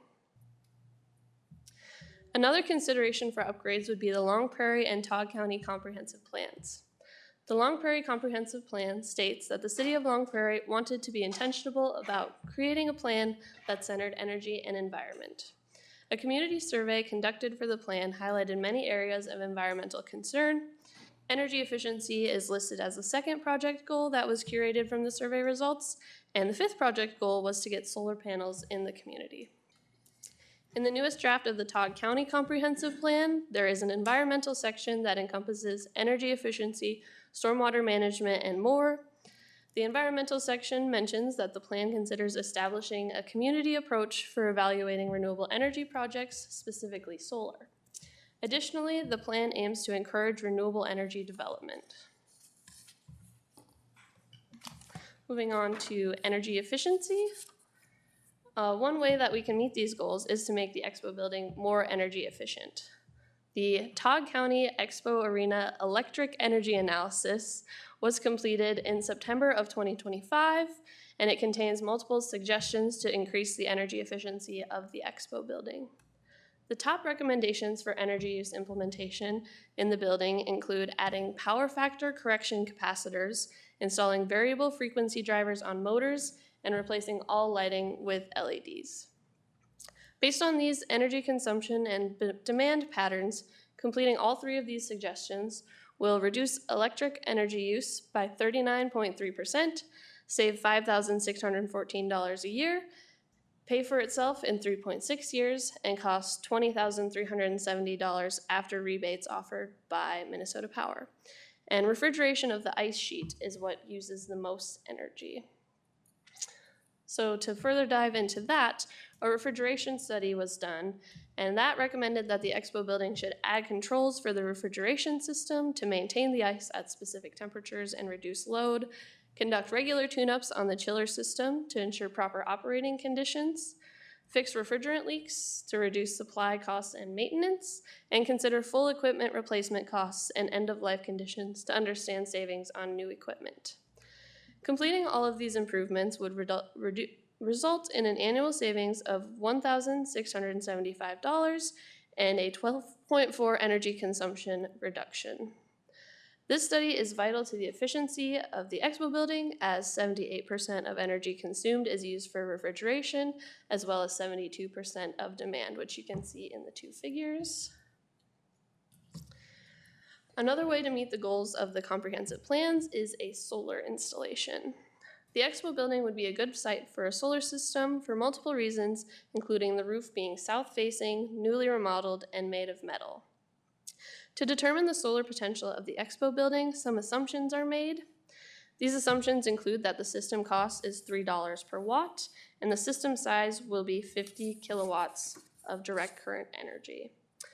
Other roof characteristics and shading parameters are included in the analysis as well. The initial cost of the system is estimated to be $150,000. Due to the recent loss of federal tax credits, there will not be any federal incentives that will contribute to cost reduction. The annual electric production of a 50 kilowatt solar system accounts for about 50% or 40% of annual electric usage of the expo building. And then when production exceeds usage, Todd County will be able to sell electricity back to Minnesota Power through net metering. These figures will result in 21.0 years until cost recovery if the solar array is paid for in full, and full payback will take 25.7 years. The return on investment of installing a solar system is 3.9%. These values are estimated and will of course depend on specific developers and bids if Todd County moves forward with the project. Additionally, the payback period will likely decrease if energy upgrades are made, as those will reduce energy consumption. So to conclude, there are many opportunities encompassed in this report that will save costs and generate revenue for Todd County by further developing the Expo building. Hosting more events and promoting the ability to rent out the Expo building will generate revenue for Todd County, and this can be done in collaboration with the Todd County Chamber of Commerce. Energy efficiency upgrades are recommended. The best energy efficiency upgrades for the building include adding power factor capacitors, installing variable frequency drives, and replacing all lighting with LEDs. The payback on all of these technologies are less than 10 years, and these upgrades will decrease electricity consumption and cause a decrease in costs for the county. The solar installation could be valuable, but there is currently a lack of federal funding and incentives that cause the payback period to be long. The previous federal tax credits would reduce the payback periods, so it may be valuable to wait for a more suitable landscape before completing a solar installation. As mentioned in the building characteristics section, the Expo building would be a great candidate for solar installations compared to other county buildings. And then just wanted to do a little reflection on things that I learned from this project and how it was valuable to me. So the project taught me a variety of new topics and led me to be able to further deep dive into topics that I was familiar with. So some of the aspects that were new to me include understanding ice arena refrigeration, doing building specification research, conducting solar site assessments, and interpreting electric energy analysis. Further learning on topics I previously experienced with, including dealing with multiple stakeholders, conducting interviews, doing research on utilities and energy systems, and analyzing data. And through this work, I was able to learn about the communities of Todd County and Long Prairie through comments on comprehensive plans and stakeholder interviews. It became clear to me that what was important to different members of the community through this work. And the project impacted me by increasing my knowledge of energy systems in rural communities and what residents value. I believe it is vital to include towns and counties like Long Prairie and Todd as we navigate through the changing energy landscape by making sure that rural community values are heard and encouraging them to reap the economic benefits of energy efficiency and solar generation. Thank you. Yeah, thank you very much too. Questions, anybody for Claire? Okay. And Claire, one of the impacts is you have now received another internship. Yes. Maybe you can share with the commissioners where you'll be working. Yeah, so I just started last week at Great River Energy in Maple Grove as the power supply rates intern. So I'm on their power supply rates and contracts team. So working with generation and transmission and things like that. So. Sweet. Perfect. Congratulations. Yeah. Thank you. She said this project really assisted in the interview, so Yeah, she could yeah. talk about it and what she did. So. Mm-hmm. Yeah, I mentioned a lot of the work I did in this project in the interview, and I think that really sold the deal for me. So. Well, I can see you're happy. Thank you very much. Appreciate it. Yeah. Good job. Thank you. Thank you. Okay. And last work session item today is data practices. Wait, is Jackie doing this one? Jackie's not here? Okay. Oh, Jackie Bauer. Yeah, I was reading Jackie Yak, sorry. Jackie Bauer, Coordinator, Policies Committee. Thanks, Claire. Things like that. Claire, great job. 2 thumbs up.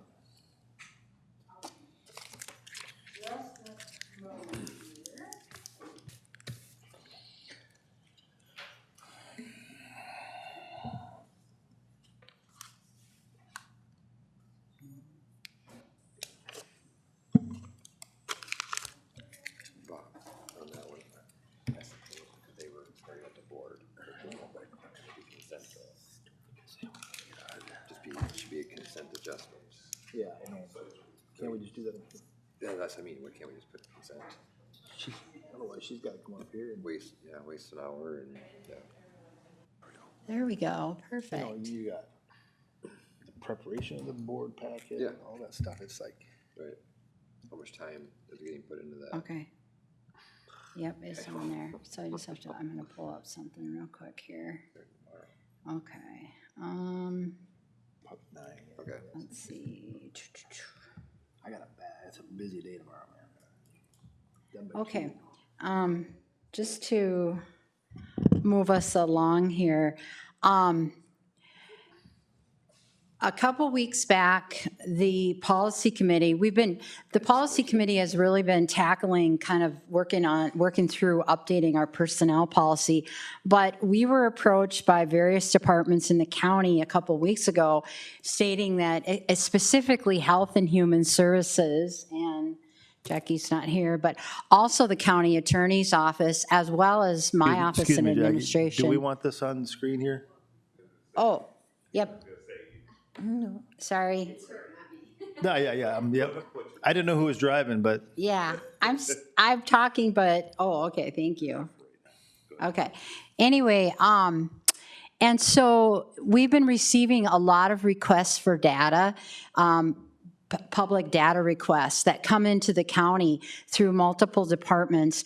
And now with the advent of AI, such as ChatGPT, requesters are using ChatGPT to create very lengthy data requests. Some of them are coming from companies looking for really our information so that they can upsell products. And especially in Health and Human Services, Jackie Ock had reported that her staff is really getting tied up with these data requests. So the departments came to the policy committee and said, we'd like you to really address that. Some of the counties in Minnesota have gone to the point where they are listing their fees for getting copies. And you know, that way that has deterred some of the requests. So the copies charges are right front and center on a website. And what we're proposing in the policy committee is to rework our data request webpage on the county website that clearly states that anyone who's requesting records would go to this site, they would clearly see the fees, and then we would ask for prepayment. And right now we charge after the reports are given or the copies. We would be asking for prepayment. And then there would be a form that they would fill out asking what it is that they're requesting. At that point, those would come to me and I would then funnel those to the correct department, whether it's county attorney, whether it's Health and Human Services. But we would collect payment for that before that goes to them and they start working on it. We assume that will help to deter some of the many data requests that we are getting. The second piece of it is that our data practices policy is very old. It's from I believe the 90s when former administrator was Burkett. And the data practices policy currently is 96 pages long. We went on the Department of Administration's website for Minnesota and we were given direction on what the policy should be. So we'd also like to update that. And we're bringing it to the board now because the next step will be to have you actually adopt it at a regular board meeting. We want to move this through quickly. Now, all along the way, Attorney Lindeman has been reviewing the information. First of all, I think the board, I did give you a late day copy yesterday. Attorney Lindeman went through and looked at the policy. It's down to now basically 4 pages, and it's only what's required by the state of Minnesota. So we would be streamlining the policy to include just what it needs to have. So that's one piece of it. The second piece, which I'm frantically trying to find for you, is Lisa Partika has gone ahead and created a test page on our website, and I want to be able to show you that. So if you can bear with me. And John, I don't know if you want to add anything about data practices and also what your office has been experiencing with these requests? Mr. Chair, thanks, Jackie. Yeah, these are important requests that we have to get right. We need people to be specific as far as what they're asking for, because as it says at the beginning of the documents, government data are presumed to be public unless there's some exception that makes them private or confidential. And so it's our job if we have those data to provide them upon request, but we also are experiencing some AI-generated requests that are burdensome and sometimes seem punitive or retaliatory, and so nonetheless, we still have to honor them if they're valid, but if there is a cost or time involved, that we should collect those funds up front, so we're not wasting taxpayer money satisfying data requests that people don't really want. They're just giving us busy work to do. It takes up 15 hours a week of my time now. It's a new development over the last year. These AI-generated data practices requests. It's very frustrating. So yes, streamlining this makes sense, and this is the bare bones. This is what the public needs to know, and this is one part of the information that the public needs to be aware of regarding these data. There's a separate policy that we'll come up with regarding data where the requester is the subject of the government data. There's a separate policy that we'll come up with on that. But no, this is the first step, and it's something that I've been asking for a long time, and I'm glad that we're stepping forward. Thank you. Thank you, John. So here's an example up on the screen. This is the test page that Lisa's developed. You can see that the policy, there's a link to it out here. So I'll show you that in a moment. But you can see near the top, we have our fees. And then we have the actual request form. And we've patterned this off of other counties. There's been a lot of discussion among the other counties about these same issues. And so we are patterning our request form off of some of the other ones. So this is the page, and then the link to the new policy is here. And again, Attorney Lindeman has reviewed this and approved it. We will be discussing this at tomorrow's policy committee meeting as well, with the idea then to bring it to one of our upcoming board meetings for adoption. So wanted to share the two pieces of it with you today. Mr. Chair, if I may? No, yeah. Jackie, do we get a lot of requests that they request the data, we prepare it, get it to them, and then they don't pay for it? Does that happen quite often? Or they don't, like a policy now is that they have to pay after the fact, not prior? That happens, John? Okay, good. At the last meeting, there was quite a bit of discussion about that. Okay, yeah, That's I correct. missed that, yeah. And that Okay. was happening. And Okay, that's why yeah, no, we- that's good. Yeah. It's a way to prevent that, and at least get them to Right. front the money, Yeah. so it's, yeah, thank you.